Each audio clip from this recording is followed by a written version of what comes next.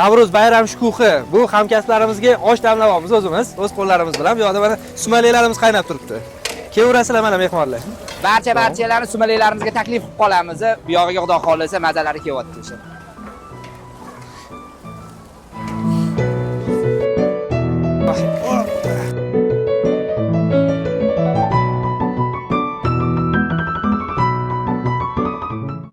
Alloh yuzimizni yorug'ing, taomimizni elga ma'zur qilgan. Allohu akbar.